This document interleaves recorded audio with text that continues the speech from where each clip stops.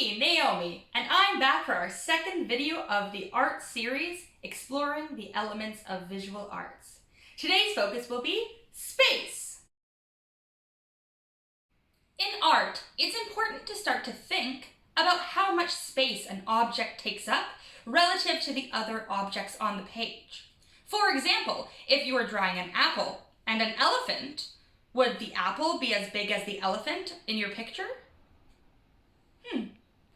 Well, actually, it depends on how far away the elephant is. Spacing is all about perspective. The word perspective means the way you look at something. You know what? I want to try an experiment to learn about perspective.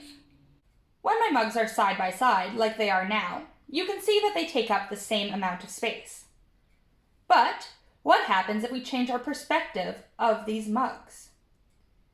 I'm going to stagger my mugs, moving one closer to the camera, to the foreground, moving one farther away from the camera, into the background, and leaving one in the space between the foreground and the background, in the midground. What do you notice? Do you see how the farther away the cup is, the smaller it looks? The actual size of the mug hasn't changed, but our perspective of it has. When we are talking about art, space, and perspective, we know that the farther away something is, the smaller it looks.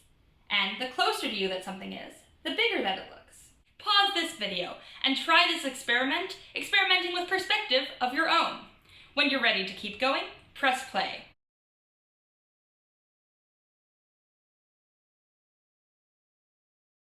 Now that you've taken the time to explore the space around you, we're going to make some art featuring space. We'll be painting a landscape using the foreground, midground, and background to help us.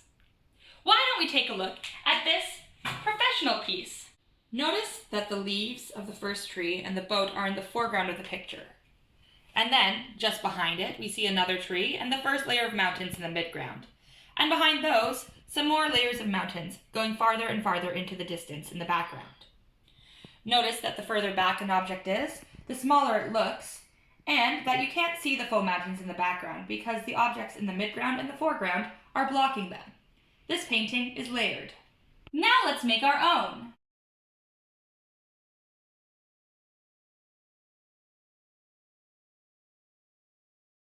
The first thing I need you to do is to take your big piece of paper, your scissors, and cut from very close to the top corner in a diagonal line all the way across the paper until you're nearly at the bottom corner. It should look something like this. Next, you're going to take your piece of paper and accordion fold it so that your smallest edge ends up in the front. It should look something like this.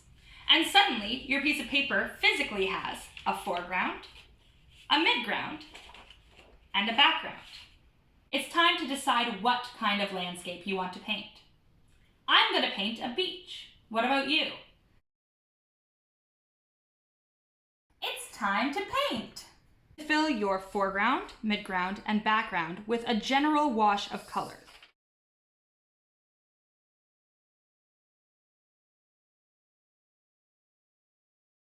Since I'm doing a beach landscape, I painted my foreground a sandy brown color, my midground an ocean blue, and my background, the sky, I made into a sunset red.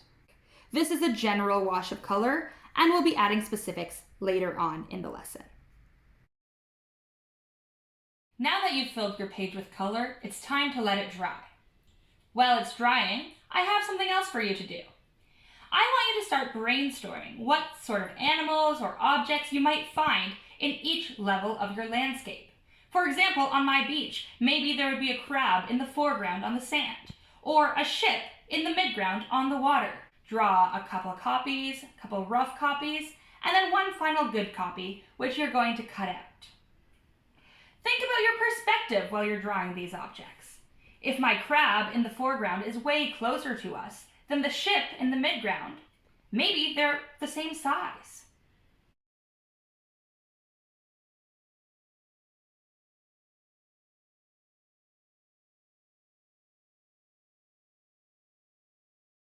Now that you have your drawn objects and your dry landscape, it's time to glue them on.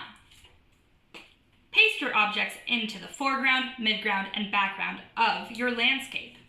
Think about perspective when you're placing them. Which one should be closer and which one should be farther in the background?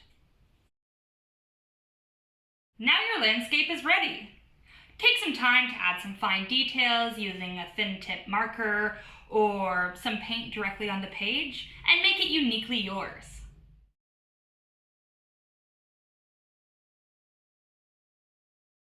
Now that you've added your detail, you're done. And how awesome does that look?